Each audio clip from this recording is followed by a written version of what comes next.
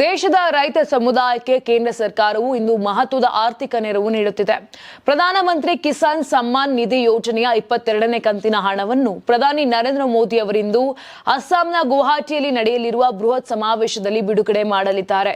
ನೇರ ನಗದು ವರ್ಗಾವಣೆ ಮೂಲಕ ದೇಶದ ಸುಮಾರು 9.32 ಕೋಟಿ ಅರ್ಹ ರೈತ ಕುಟುಂಬಗಳ ಬ್ಯಾಂಕ್ ಖಾತೆಗಳಿಗೆ ತಲಾ 2,000 ಮೊತ್ತ ನೇರವಾಗಿ ಜಮೆಯಾಗಲಿದೆ. ಈ ಮೂಲಕ ಕೇಂದ್ರ ಸರ್ಕಾರವು ಒಟ್ಟು 18,640 ಕೋಟಿಗೂ ಅಧಿಕ ಹಣವನ್ನು ರೈತರ ಕಲ್ಯಾಣಕ್ಕಾಗಿ ಬಿಡುಗಡೆ ಮಾಡಿದಂತಾಗಿದೆ. ಕರ್ನಾಟಕ ರಾಜ್ಯದ ಸುಮಾರು 54 ಲಕ್ಷಕ್ಕೂ ಹೆಚ್ಚು ರೈತ ಕುಟುಂಬಗಳು ಈ ಕಂತಿನ ಲಾಭ ಪಡೆಯಲಿವೆ. ರಾಜ್ಯದ ಫ್ರೂಟ್ಸ್ ಪೋರ್ಟಲ್ನಲ್ಲಿ ನೋಂದಾಯಿತರಾಗಿರುವ ಮತ್ತು ಆಧಾರ್ ಸೀಡಿಂಗ್ ಪ್ರಕ್ರಿಯೆ ಪೂರ್ಣಗೊಳಿಸಿರುವ ರೈತರ ಖಾತೆಗೆ ಇಂದೇ ಹಣ ತಲುಪಲಿದೆ. ವಿಶೇಷವಾಗಿ ಬೆಳಗಾವಿ, ತುಮಕೂರು, ಹಾಸನ ಮತ್ತು ಕಲಬುರಗಿ ಜಿಲ್ಲೆಗಳ ಅತಿ ಹೆಚ್ಚು ರೈತರು ಈ ಯೋಜನೆಯ ಫಲಾನುಭವಿಗಳಾಗಿದ್ದಾರೆ. ರೈತರು ತಮ್ಮ ಹಣದ ಸ್ಥಿತಿಯನ್ನು ತಿಳಿಯಲು ಅಧಿಕೃತ ಜಾಲತಾಣ ಪಿಎಂ ಕಿಸಾನ್ ವೆಬ್ಸೈಟ್ಗೆ ಭೇಟಿ ನೀಡಬಹುದು. ಬೆನಿಫಿಷಿಯರ್ ಸ್ಟೇಟಸ್ ವಿಭಾಗದಲ್ಲಿ ತಮ್ಮ ನೋಂದಣಿ ಸಂಖ್ಯೆಯನ್ನು ನಮೂದಿಸಿ ಮಾಹಿತಿ ಪಡೆಯಬಹುದು. ಒಟ್ಟಾರೆ ಕೃಷಿ ವೆಚ್ಚಗಳಿಗೆ ಆಸರೆಯಾಗಿರುವ ಪಿಎಂ ಕಿಸಾನ್ ಯೋಜನೆಯು ರೈತರ ಮುಖದಲ್ಲಿ ಮಂದಹಾಸ ಮೂಡಿಸಿದೆ.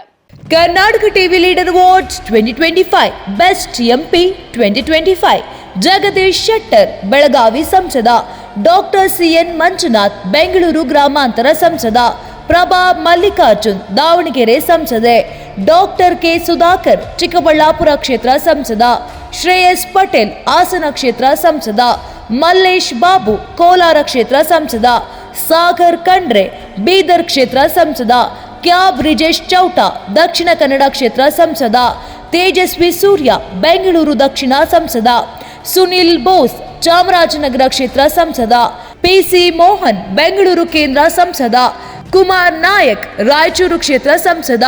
ಕರ್ನಾಟಕ ಟಿವಿ ವಾಟ್ಸ್ಆಪ್ ಚಾನೆಲ್ ಮೂಲಕ ವೋಟ್ ಮಾಡಿ ಹಾಗೂ ಇವರಲ್ಲಿ ಬೆಸ್ಟ್ ಎಂಪಿ ಯಾರು ಕಮೆಂಟ್ ಮಾಡಿ. ನೀವು ಸಣ್ಣ ಆಗ್ಬೇಕಲ್ವಾ? ಅದು ಒಂದು ಉತ್ತಮ ಆಹಾರದಿಂದ ಸಣ್ಣ ಆಗ್ಬೇಕಲ್ವಾ? ಪ್ರತಿದಿನ ನಮ್ಮ ಜೀನಿ ಸ್ಲಿಮ್ ನ ಯೂಸ್ ಮಾಡಿ ಯಾವುದೇ ಸೈಡ್ ಎಫೆಕ್ಟ್ ಇಲ್ದಂಗೆ ನೀವು ಸಣ್ಣ ಆಗ್ತೀರಾ.